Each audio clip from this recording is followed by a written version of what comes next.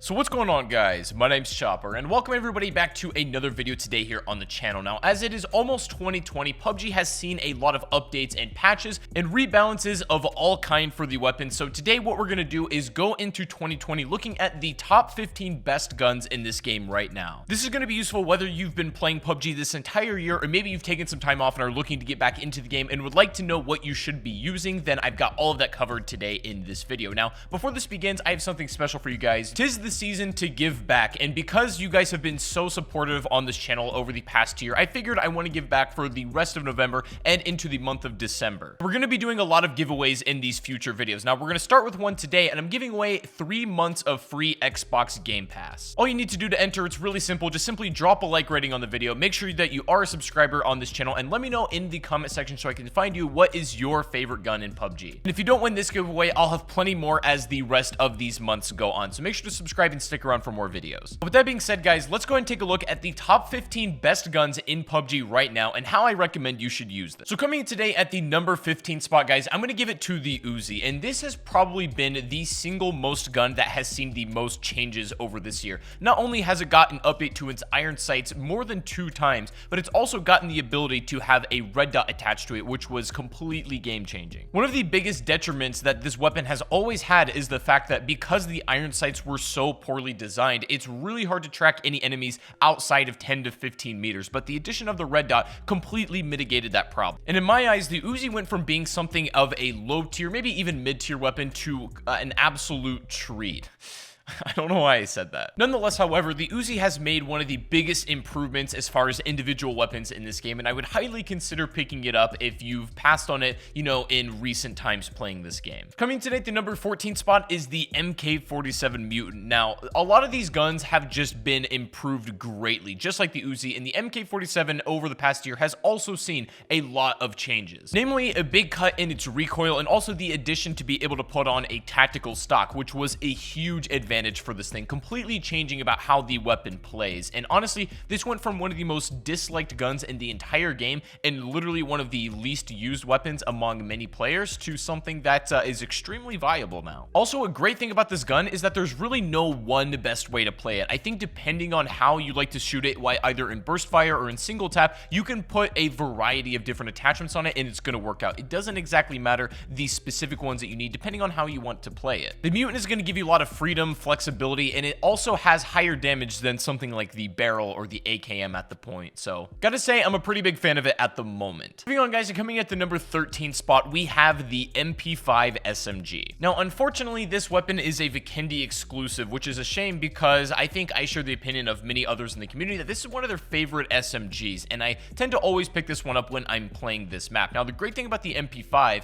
is that when it's fully attached out, there are some weapons in the game that I would still consider good, but without attachments, they're not very reliable, you know? And of course, the MP5 without any attachments maybe isn't ideal, but when you have a full kit for this thing, it is absolutely airtight. I don't know, the MP5 has like one of the cleanest recoil patterns, and it's so satisfying to control and just get a really nice spray with this thing that I'm not sure what it is, what makes me a big fanboy of this weapon, but I really am. It's also worth mentioning that this pretty much takes the same amount of attachments as something as customizable like the M4, and that's probably the better way to look at it as far as big picture. It's basically the SMG version of the M416, which is just, you know, always the versatile kind of classic go-to. Absolutely fantastic weapon. However, it is a shame it's just on Vikendi. Coming today at the number 12 spot is going to be maybe somewhat controversial, but I'm going to say the DBS because I really want to highlight this shotgun. Earlier this year, we were introduced to our first ever crate exclusive shotgun, and it was put there for good reason. It far and away destroys the range of every other shotgun in this game. Now,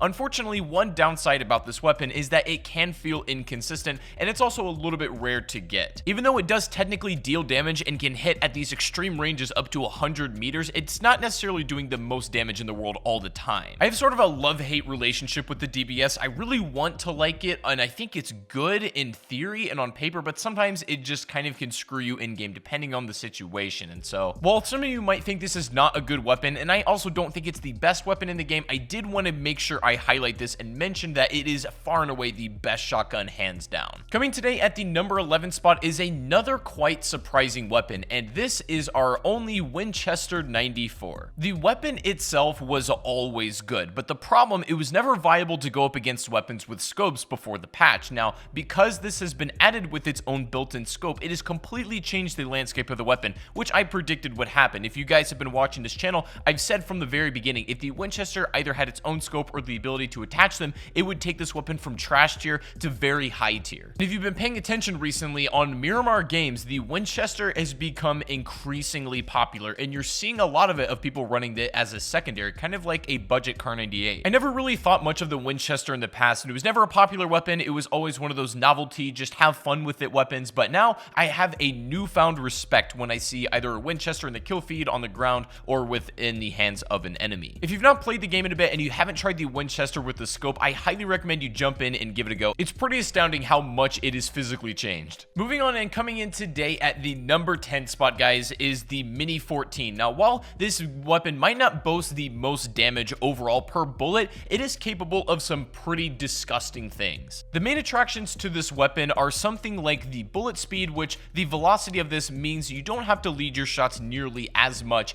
and the minute you click or press your button, if the bullet is going to essentially hit its target, there's very little travel time, and also just its sheer controllability. And I honestly, I don't know if that's a word, I might have just made that up, but we'll go with it. The Mini 14 is one of the best examples of weapons in this game that with enough hours and playtime in practice, you can really get familiar with it and learn the pattern and kind of feel it. Once you're able to get that recoil pattern down, you can fast tap this thing, and then combining that with just the sheer amount of bullet speed that is coming from the Mini 14, you get an extremely dangerous combo. And so I think the Mini is probably one of the best DMRs in the game, although on paper it may not look like it. In practice, it certainly is. Moving on from that, and coming in today at the number 9 spot, we're actually going to talk about a crate weapon here, the best LMG in the game, the M249. Because this is a crate weapon, it's obviously going to be a very powerful option no matter which way you want to turn it, but this has a lot of special properties that other weapons just simply can't compete. The ammo capacity that this will hold, and also the relatively low amount of recoil that this provides, is very manageable, even despite having attachments that isn't an optic. The only two LMGs in the game, the M249 and the DP28, don't really have much competition with each other because they're just cut out for different scenarios, but I would probably suspect that during this next year into 2020,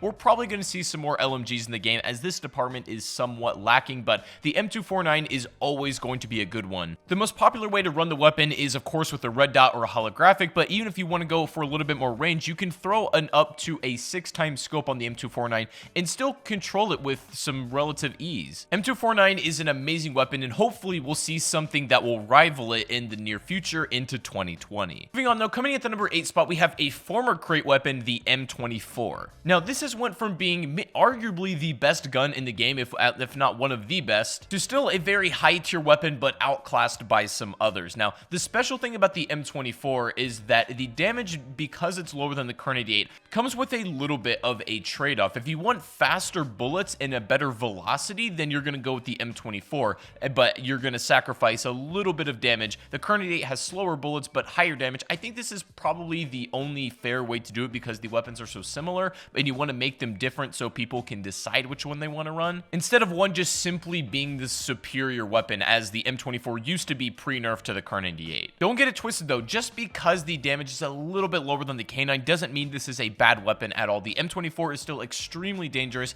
and nothing to take lightly. Coming today at the number 7 spot, we have the M416. I'm pretty sure at this point in the game last year, the M416 was at least top 3, if not the best gun in the entire game, but the M4 has been slightly nerfed over the past year, making some other weapons take its spot. Now, that being said, the M4 is still probably one of my personal favorite weapons. The reason this is so attractive is because of its versatility and practicality, and that aspect of the weapon has not gone away, despite the damage being slightly nerfed. It didn't change the weapon a ton. All it did was make the time to kill slightly lower and some other ones take its spot, but you can still see it's a weapon I run in my gameplay all the time. If you watch my streams, I pretty much use it almost every game I come across it. Despite it not being in the top 5 on this list, I still think it is one of of the best guns in the game for sure. Coming today at the number 6 spot is one of my favorite weapons, the Kar 98. Now, what I was speaking about with the M24, the difference between these two weapons for me is muscle memory. I don't really mind not having that extra bullet velocity that the M24 provides because my muscle memory with the Kar 98 and its travel speed is just so much better that I'll take that higher damage and also that muscle memory. Bullet velocity matters a lot when you and your opponent theoretically fire at the same time with each other between these weapons. The M24 is still going to win, but the Kar 98 in most in-game scenarios I think still beats it out. And just subjectively speaking, it's such a good feeling weapon to use when you get a nasty flick with it or you're able to hit just a pinpoint pixel shot. The sound of it is so incredibly crisp and it just never gets old hitting just wicked things with this weapon. Definitely is still very god tier in this game, happy to report. But moving on and coming in today at the number 5 spot, we've got the classic AUG. Now, earlier in the year when the 5.56 ARs got a nerf to its damage, the AUG was included in that patch. The only one that didn't catch a damage nerf was the M16, but I actually disagree with it with this particular weapon. I thought this, because it is a crate weapon, should have stayed its original damage. It doesn't make a huge difference because it was only 2 points of damage, but still, the sole fact that this is a crate weapon and is basically the M4, just a little bit better, and also with a little bit more recoil to manage,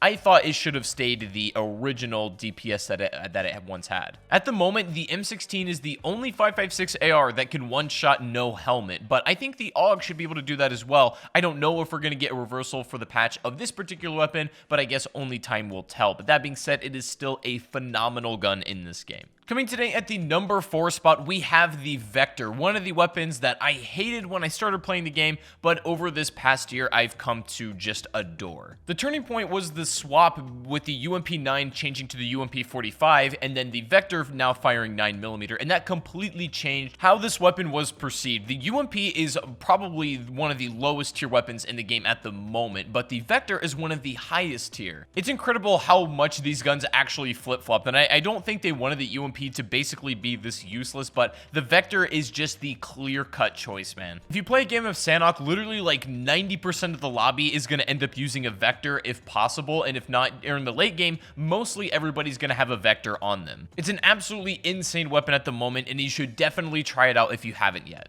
Coming today at the number 3 spot is the uncontested AWM. Now, this honestly still remains king as the bolt action snipers, and I honestly thought during the 2019 season we were going to see another edition of a bolt action sniper. Maybe something that's not necessarily in crates, but something to rival either the Kar 98 or the AWM specifically. Now, it looks like we're going to have to wait maybe until 2020 to see one of these snipers, and I'm okay with that because the AWM being the king, in my opinion, doesn't really hurt anything. If PUBG wants to keep the AWM incredibly special and uncontested, I'm actually fine with that, but there also is the other side of the argument where it would be cool to have another bolt action in the game that is similar to the AWM, and maybe it's kind of like the Kar 98 M24 situation where one has better statistics in this way, but the other one has maybe better damage or something. I don't know. Let me know down below in the comment section if you think it would be a good idea to have another bolt action sniper that can rival the AWM, or if you think that should remain king. Either way, the weapon is still phenomenal. Coming today at the number 2 spot is the fan favorite Groza. Now, I think you guys would crucify me if I didn't add it to this list, and honestly, as I was never a huge fan of this gun in the past, like I always respected it, but it was never, like, I never considered to be the best gun of the game. I think in the overall meta right now, the Groza has really stepped it up a notch. The overall DPS of this weapon is almost uncontested, aside from obviously weapons like shotguns that don't really count, but the Groza's just overall versatility with this is just completely insane. I will say one thing though, for whatever reason, I haven't been seeing or getting as many Grozas in my game. Maybe they made the rarity a little bit higher, but I've not been seeing them in the kill feed nearly as much, and I've not been landing them in airdrops when I've been chasing it. Not exactly sure why that is. Maybe I'm just unlucky, but I absolutely adore running this with a suppressor and a red dot. That's the best way to play it, in my opinion. You can even spray it with a scope, but it is a little bit tricky to do. But I've really got a lot of respect for this weapon. Now, before we unveil our number 1 spot, I want to give a couple honorable mentions. Because I can only include 15 on this list, there's still, more than 15 weapons that I think are probably some of the best in this game. Namely, I want to give a shout out to the SLR, the Barrel M762, and also the M16. There's tons of other weapons that I feel like can make it on this list, but I had to narrow it down to 15. But finally, guys,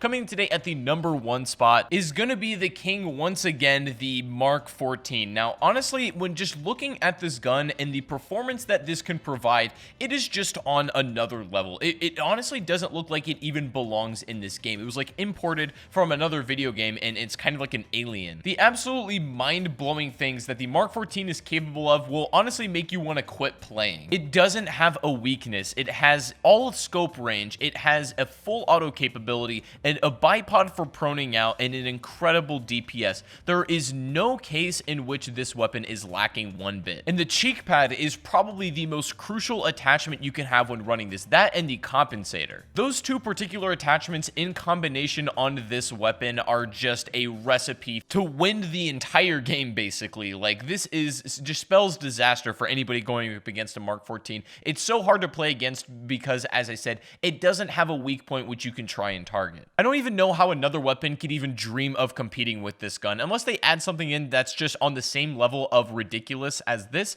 I think it's going to be the best gun of the game for a long time to come. But let me know in the comment section, guys, what you think about this list, and let me know what your favorite weapon is down below inside the comment section. If you guys enjoyed the video, then please make sure to go ahead and give it a thumbs up. I would really appreciate that. Subscribe if you are new to the channel. And also, before you go, make sure to open up the description and go follow me over on Twitch. That's where I'm going to be live streaming. I'd love to have you over there for the streams. It's a great place to hang out, and I'll see you guys over there. But without further ado, guys, thank you so much for watching once again, and I'll see you all on the next live stream or the next video. Have a good one, and peace out.